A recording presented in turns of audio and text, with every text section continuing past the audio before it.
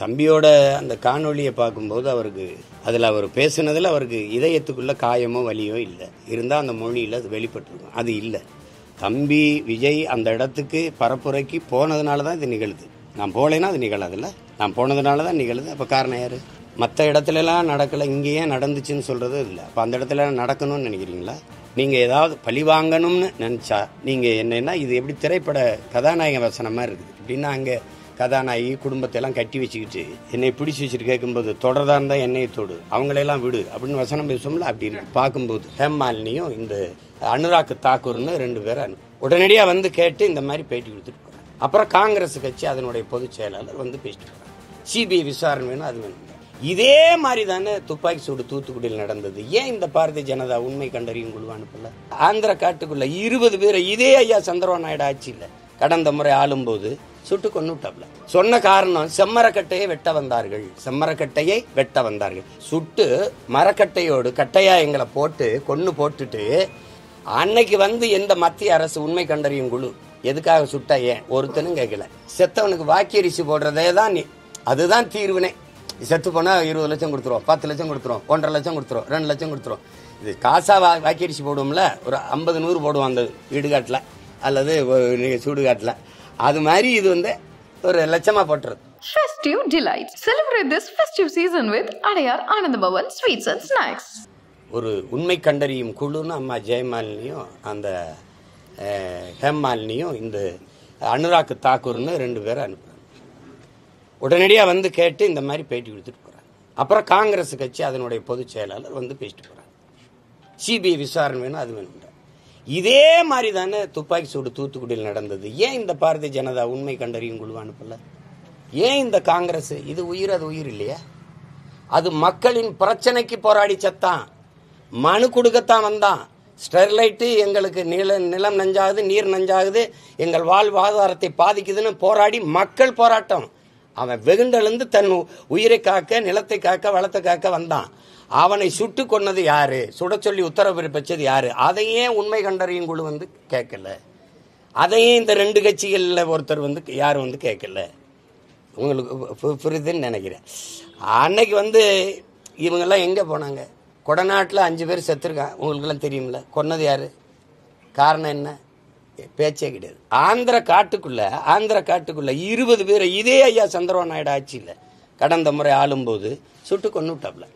சொன்ன காரணம் செம்மரக்கட்டையை வெட்ட வந்தார்கள், செம்மரக்கட்டையை வெட்ட வந்தார்கள். வெட்டும்போது பிடிச்சியா?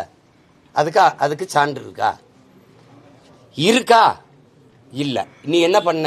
சுட்டு மரக்கட்டையோடு கட்டையா எங்களை போட்டு கொன்னு போட்டுட்டு கால் மரக்கட்டையில் ஒரு எண்ணு போட்டிருப்பில 18, 19, அதே மாதிரி எங்க கால்லையும் போட்டிருந்தேன் பணத்துல. அப்போ ஒரு மரக்கட்டைக்கு இருக்கிற மதிப்பு மனித உயிருக்கு இல்லையாடான்னு இவன் எவனும் கேட்கல. அன்னைக்கு வந்து எந்த மத்திய அரசு உண்மை கண்டறியும் குழு எதுக்காக சுட்டா ஏன் ஒருத்தனும் கேட்கல. நீ என்ன கேட்டிருக்கணும்? வெட்டவே வந்தான், சட்டப்படி உன் மாநிலத்தில் குற்றம், நீ சிறைதானே படுத்திருக்கணும். சுட்டுக்கொள்ற உரிமை உனக்கு யார் கொடுத்தது? நீ சிறைதானே படுத்திருக்கணும். என்னைய நாங்கள் தவறு, அதுக்கு வழக்காடுறோம், அதுக்கு குற்றத்துக்கு என்ன தண்டனையோ எத்தனை ஆண்டு சிறையோ அதை அனுபவிக்கிறோம், வெளியில வர்றோம். நீ எப்படி சுட்டு கொண்டாயின்னு யாருமே கேட்கலையே. அதுக்கு ஒரு மத்திய புலனாய்வு விசாரணை கேட்கல, அதுக்கு ஒரு உண்மை கண்டறியும் குழு வரல, அதுக்கு ஒரு தனி நபர் நீதிபதி விசாரணை வைக்கல. அப்ப எப்படி இருக்கு? இப்ப தூத்துக்குடியில விசாரிச்சா அண்ணா ஜெகதீசன் அம்மா இதே அம்மா வந்து கொடுத்தாங்கல்ல, அந்த அறிக்கை தாக்கல் பண்ணாங்கல்ல, என்ன நடவடிக்கை நடந்திருக்கு? இப்ப இந்த அரசியலை எப்படி பாக்குறது? எப்படிப்பட்ட ஒரு இனத்துக்குள்ள எப்படிப்பட்ட சூழல்ல காலகட்டத்தில் நம்ம வாழ்ந்துகிட்டு இருக்கோம்னு நினைக்கும் போது அவ்வளவு பதட்டமா இருக்கு, பயமா இருக்கு. இதுக்குள்ளதான் நம்ம இந்த தலைமுறை பிள்ளைகளை விட்டு போறோமான்னு இருக்கும்போது எப்படி இருக்கு? எப்படி இருக்கு பாருங்க. அப்ப அந்த இறப்பை பற்றி ஒருத்தர் பேசல. அந்த குடும்பத்துக்கு எங்களுடைய இரங்கல், அவங்க துயரத்தில் நாங்க பங்கேற்கிறோம், இது நடந்துருச்சு அப்படின்னு ஒரு வார்த்தை கூட ஒருத்தரும் பேசலையே. அரசு மேல தப்பு, இவர் மேல தப்பு, இதுவா? அப்ப நமக்கு என்ன தோணுது? இந்த கூட்டத்தோடு நம்ம பிறந்ததே தப்பு, இந்த கூட்டத்தில் நம்ம வாழ்றதே தப்புன்னு தான் நமக்கு தோணுது. செஞ்சிருக்க வேண்டியது என்ன? நடந்ததுக்கு வருந்தி இனிமேல் இது போல நடக்காமல் திருந்தி நாங்கள் செயல்படுவோம்ங்கிற உறுதி இருக்கிறத ஒவ்வொருத்தரும் செஞ்சிருக்கணும். அதை ஒருத்தர் கூட பேசல. மத்தியிலிருந்து விசாரிக்க வந்த குழு ஏதாவது இந்த இறந்த குடும்பத்துக்கு ஆறுதல்னு ஏதாவது பேசி கேட்டிருக்கல? சொல்லுங்க, எதாவது கேட்டிருக்கல? இந்த பணம் செத்தவனுக்கு வாக்கியரிசி போடுறதே தான் அதுதான் தீர்வுனே. செத்து போனால் 20 லட்சம் கொடுத்துருவோம், 10 லட்சம் கொடுத்துருவோம், 1.5 லட்சம் கொடுத்துருவோம், 2 லட்சம் கொடுத்துருவோம். இது காசா வாக்கியரிசி போடுவோம்ல, ஒரு 50-100 போடுவோம் அந்த வீடுகாட்டில் அல்லது சூடுகாட்டில். அது மாதிரி இது வந்து ஒரு லட்சமாக போட்டுறது. எப்படி எப்படி சமூகம் மேம்படுது பாருங்க. இதெல்லாம் ஒன்றும் சொல்கிறதுக்கு இல்லை. இது அது இப்பேற்பட்ட தலைவனுடைய வீட்டு வாசல் நின்று பேசுறதுக்கு வெக்கப்படுறேன் நான். 50 ஆண்டு தான், அரை நூற்றாண்டு தான் இருக்கு. எவ்வளவு கேவலமாக ஆயிடுச்சு பாருங்க அரசியல், எப்படி ஆயிடுச்சு பாருங்க. அது மிகுந்த வலியாக இருக்குது, ரொம்ப சொல்ல முடியாத துயரமாக இருக்குது. என்ன பண்ணுறதுன்னு தெரியல. நேற்று மத்திய அரசு நிதி பகிர்வு வந்து அளிச்சிருக்கிறாங்க மாநிலங்களுக்கு. அதில் பாஜக ஆளுகிற மாநிலங்களில் அதிக நிதி பகிர்வும், தமிழ்நாட்டுக்கு 4000 கோடி வந்து ஒதுக்கியிருக்கிறாங்க. இதே உத்தரப்பிரதேசத்துக்கு 18,000 கோடி ஒதுக்கியிருக்கிறாங்க. இது எப்படி நீங்க பாக்குறீங்க? அது அவங்க மாநிலம், இது நம்ம மாநிலம். அதை நீ என்கிட்ட கேள்வி வைக்கிற நீங்க உணரணும்.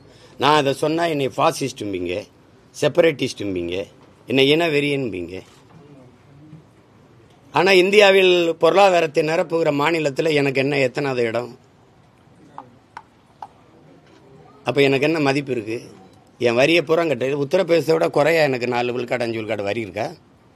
சொல்லுங்க, நீங்க சொல்லுங்க. எங்களை இந்த நாட்டாளர்கள் ஆள்பவர்கள் எங்களை இந்த நாட்டு குடிமக்களாக ஏற்க மாட்டார்கள். அதுக்கு பல சான்று சொல்லியிருக்கேன் நான். இது புதுசா ஒன்றும் இல்லை. இது தேர்தல் வருது 4 மாசத்துலங்கிறதுக்காகத்தான் அந்த உண்மை கண்டறியும் குழுலாம் ஓடி வருது. இதே இன்னும் 1 வருஷம் இருக்குதுன்னா எவனும் செத்தா என்னடா எனக்கு என்னன்னு போயிருப்பான். இந்திய கடலுக்குள் செத்து விழுகிற மீனவனே அது இந்திய மீனவன் ஏற்காது, தமிழ் மீனவன் தான் சொல்லும், தமிழர்கள் தான் சொல்லும். அப்படித்தானே சொல்லும். அதனால இப்போ நாங்கள் இலங்கையிலிருந்து ஈழத்திலிருந்து குடி வந்தோம்ல, இங்கே வந்தோம்ல, அகதியா ஏதிலிகளாக வந்தோம்ல. எல்லா நாட்டவருக்கும் குடியுரிமை கொடுக்குற இந்தியா எங்களுக்கு ஏன் கொடுக்கல? ஏன்னா நாங்கள் தமிழர்கள், எங்களை ஏற்காது. அதனால எங்களை வச்சிருக்கிறதே இந்த நாட்டில் எங்கள் வளத்தை சுரண்டி கொழுக்கவும், எங்கள் வரியை வாங்கி கொள்ளவும் தான் எங்களுக்கு வாக்கு இருக்குது. அது பிறவும் தான். இல்லைன்னா அது எங்களை ஒரு உயிராகவே மதிக்காது. எங்களுக்கு ஒரு உயிர் இருக்குது, உணர்வு இருக்குது, அதுக்கு ஒரு உரிமை இருக்குன்னு நினைக்காது.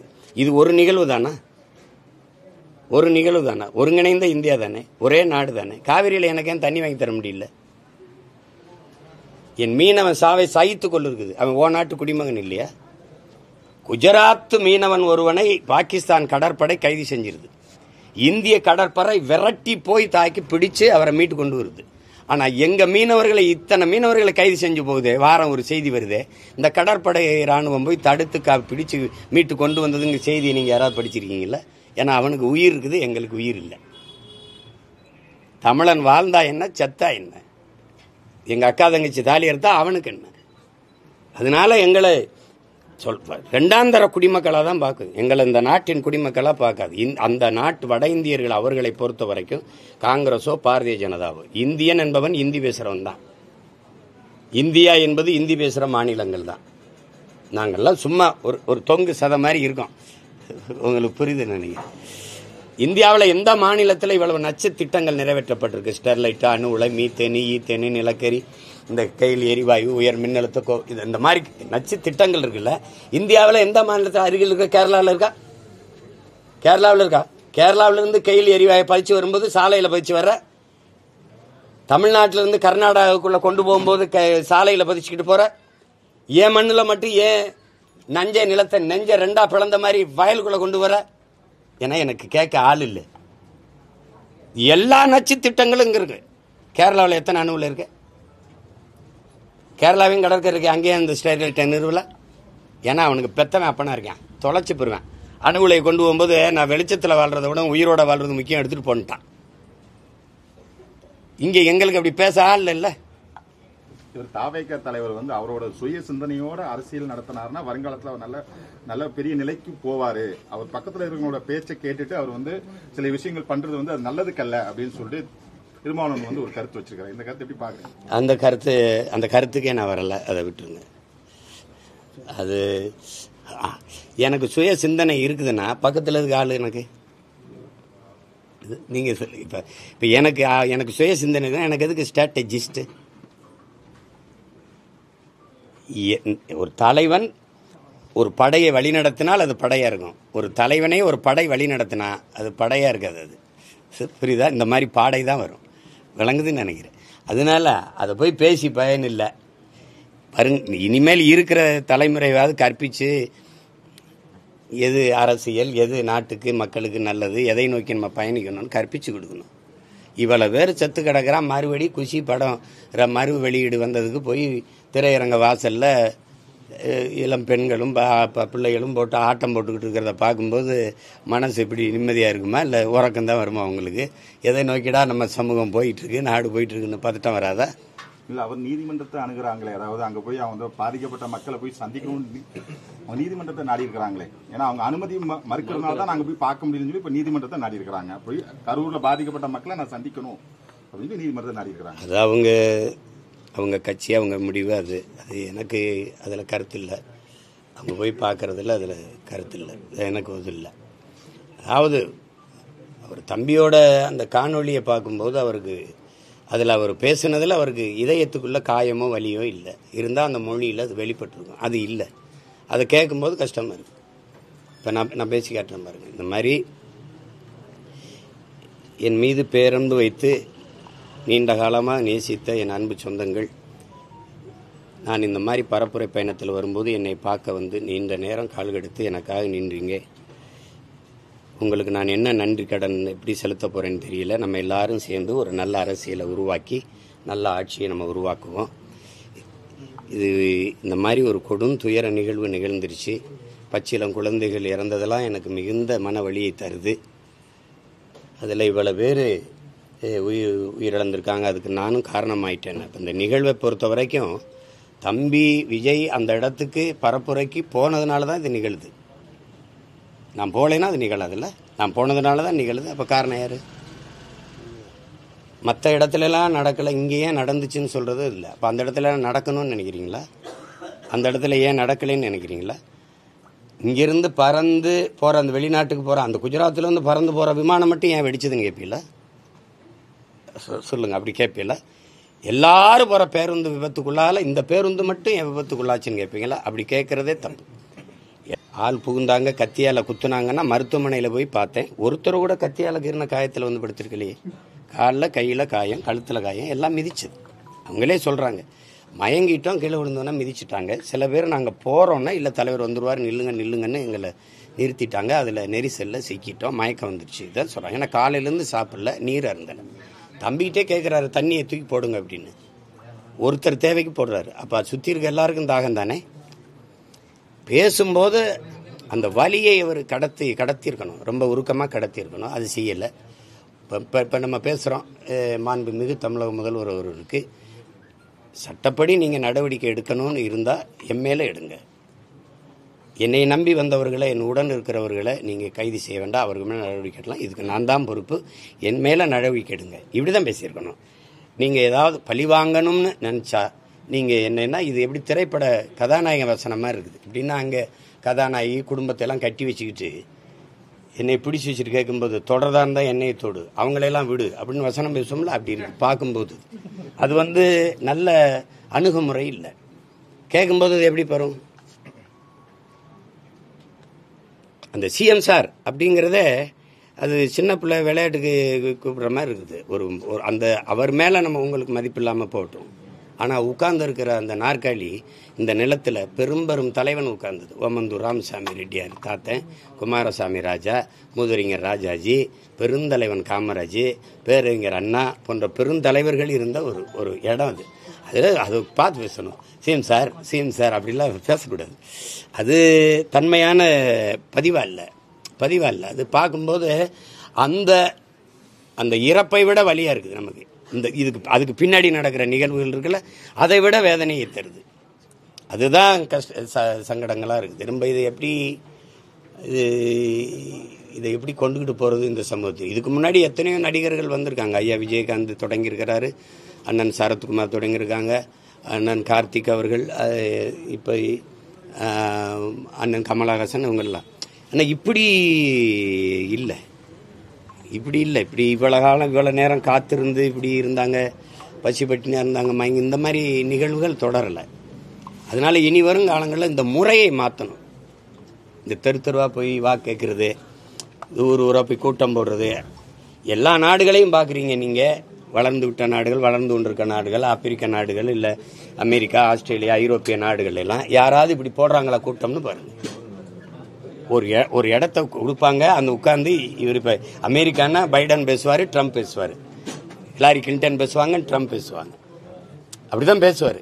இவர் பேசுறது ஏற்புடையதுன்னா ஓட்டு போடுவாங்க, இவர் பேசுறது ஒரு அரங்கத்துக்குள்ள இருப்பாங்க. மற்றபடி இன்னைக்கு உள்ளங்கையில் எல்லார்ட்டையும் ஊடகம் இருக்கு. எல்லாரும் நீங்க இவ்வளவு ஊடகம் இருக்கீங்க, சீமான் என்ன பேசுறாரு, ஐயா ஸ்டாலின் என்ன பேசுறாரு, ஐயா எடப்பாடி என்ன பேசுறாரு, தம்பி விஜய் என்ன பேசுறாருன்னு கொண்டு போறீங்க. யாரு பேசுறது ஏற்புடையதோ அவங்களுக்கு வாக்கு செலுத்த போறாங்க. எவ்வளவு எளிமையா போயிருது பாருங்க. அதை விட்டு போய் ஒரு 30 நாள் இன்னைக்கு பாருங்க, மார்ச்ல ஏப்ரல் 2 மாசம் வெயிலில் போய் கத்தி மக்களுக்கும் தொல்லை, நமக்கும் தொல்லை, பெரிய பொருள் செலவு. ஒரு வளர்ந்து கொண்டிருக்கிற ஏழ்மையில் சிக்கி இருக்கிற வறுமையில் இருக்கிற ஒரு நாட்டின் அணுகுமுறையா இது இல்லை. இந்த முறையவே முதல்ல தகர்க்கணும், மாற்றணும்னு நான் நினைக்கிறேன். நீங்க இல்லைன்னா ஒரு தலைவருக்கு ஒரு 1/2 மணி நேரம் ஒரு நாள் கொடுத்துருங்க. இன்னைக்கு உங்க நேரம், நீங்க 1/2 மணி நேரம் பேசலாம். எல்லா தொலைக்காட்சியும் எடுப்பாங்க. தேர்தல் ஆணையமே சொல்லிட்டா நான் என்ன நாட்டுக்கு நான் ஆட்சி அதிகாரத்துக்கு வந்தா என்ன செய்வேன், நான் பேசிட்டு போறேன். அப்புறம் நீங்க பேசிட்டு போங்க. இப்ப நீங்க பேசிட்டு போங்க. கேட்கிற மக்களுக்கு எது சரியா இருக்கோ வாக்கு செலுத்திட்டு போகட்டும்.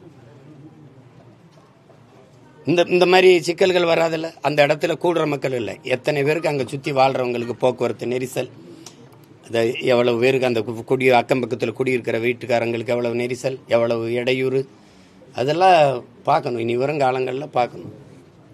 ரொம்ப கவனமா கையாளணும். Festive delights. Celebrate this festive season with Adayar Anandabhavan Sweets and Snacks. minambalam.com தமிழின் முதல் மொபைல் பத்திரிகை.